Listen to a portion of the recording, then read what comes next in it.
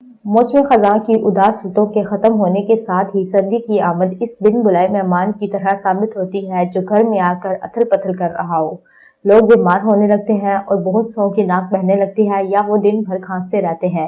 آئیے ماہرین صحت سے جانتے ہیں کہ موسم سرما میں اگر فلو لاحق ہو جائے تو اس سے کس طرح بچا جا سکتا ہے۔ السلام علیکم ناظرین، میں ہوں عالیہ وحید اور آپ دیکھ رہے ہیں میرا یوٹیوب چینل۔ ناظرین، آج میں آپ کو بتاؤں گی کہ فلو سے کیسے بچا جا سکتا ہے۔ ناظرین، یہ ویڈیو آپ کے لیے بہت ہی معلوماتی ثابت ہو سکتی ہے، تو اس لیے اگر آپ نے اب تک میرا چینل سبسکرائب نہیں کیا تو سبسکرائب کر لیجئے اور ساتھ والے بیل آئیکن پر بھی کلک کر دیجئے تاکہ ہماری ہر آنے والی ویڈیو کا نوٹیفیکیشن آپ تک پہنچ سکے۔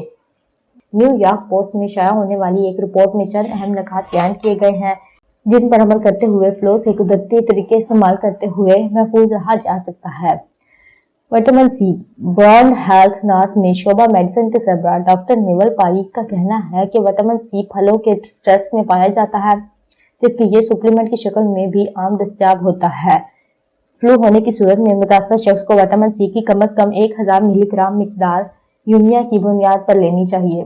دوسری جانب کلینکل آپریشنز اور ہیلتھ پلان سولوشنز کے نائب صدر ڈاکٹر سمر کیلی کا کہنا تھا کہ وٹامن سی اینٹی آکسیڈینٹ سے بھرپور ہوتا ہے جو جسم کے خلیوں کی حفاظت کے لیے انتہائی اہم ہے اور یہ جسم کے خلیوں کو ریڈیکلز نامی نقصان دہ مادوں سے محفوظ رکھتا ہے۔ وٹامن سی سپلیمنٹ کے کثرت استعمال کے حوالے سے خبردار بھی کیا جاتا ہے۔ اس حوالے سے نیو یارک کے ایک طبی مرکز کا کہنا ہے کہ وٹامن سی کے زیادہ استعمال کے منفی اثرات بھی مرتب ہوتے ہیں، تاہم ایسے بہت کم کیسز سامنے آتے ہیں کیونکہ جسم کی ساخت ہی ایسی ہے کہ وہ وٹامنز کو ذخیرہ نہیں کرتا، لیکن ایک دن میں 2000 ملی گرام سے زیادہ وٹامنز نہیں لینے چاہیے کیونکہ اس سے معدے پر اثر پڑتا ہے اور کچھ کیسز میں یہ گردے کی پتھری کا باعث بھی بن سکتا ہے۔ Vitamin D3۔ ڈاکٹر کیلی کا کہنا ہے کہ ہم دھوپ سے روزانہ بڑی مقدار میں وٹامن D3 حاصل کر سکتے ہیں۔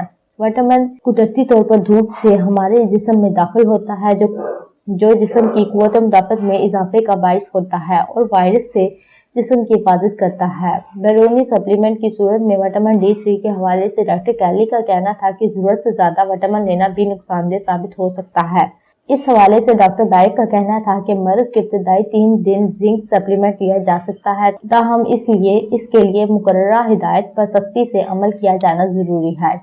ٹیکساس میں ایمرجنسی میڈیسن کے ڈاکٹر بنیامین جیک نے کہا، زنک سپرے کا زیادہ استعمال سونگھنے کی حس کو متاثر کرتا ہے۔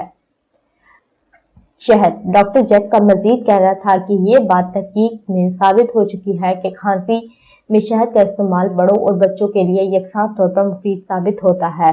ان کا مزید کہنا تھا کہ 1 برس سے کم عمر کے بچوں کو شہد نہ دیا جائے کیونکہ اس سے انہیں زہر خورانی ہو سکتی ہے۔ بلسان۔ برسوں سے موسم سرما میں لاحق ہونے والے فلو میں بلسان ایک قدرتی علاج کے طور پر استعمال کیا جاتا ہے جس سے قوت مدافعت میں بھی اضافہ ہوتا ہے۔ ڈاکٹر کیلی کا کہنا ہے کہ جسم کی قوت مدافعت کو مضبوط بنانے کے لیے ضروری ہے کہ غذائی نظام کو بہتر بنایا جائے۔ ڈاکٹر کیلی کا کہنا تھا کہ بلسان ایک قدرتی بوٹی ہے جو اینٹی آکسیڈینٹ سے بھرپور ہوتی ہے جس سے جسم میں قوت مدافعت بڑھتی ہے اور انفیکشن میں بھی کمی آتی ہے۔ Chicken soup.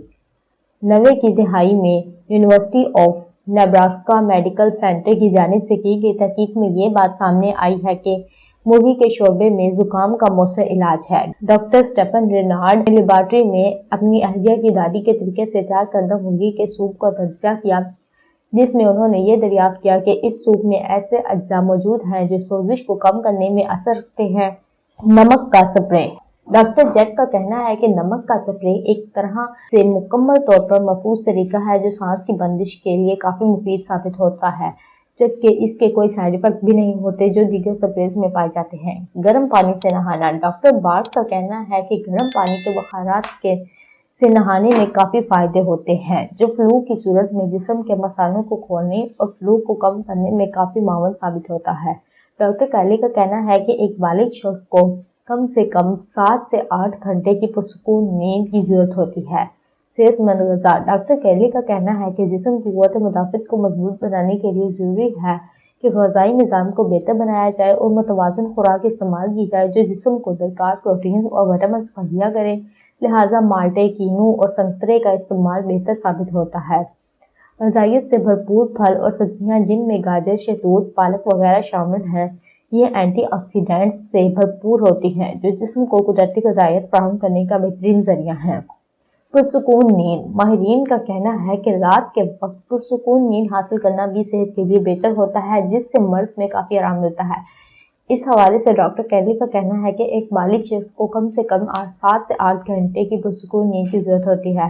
ان کا کہنا تھا کہ پرسکون نیند سے جسم کے خلیات تازہ ہوتے ہیں اور جسم کو درکار ضروری توانائی میسر آتی ہے، جس سے قوت مدافعت میں اضافہ ہوتا ہے۔ ڈاکٹر بیرٹ نے مزید کہا کہ بیماری کی صورت میں جسمانی مشقت مدافعتی نظام کو کمزور کر دیتی ہے، اس لیے جب نزلہ زکام کا حملہ ہو تو پرسکون نیند حاصل کی جائے، جس سے جسم کے خلیات کی مرمت ہوتی ہے۔ شکریہ۔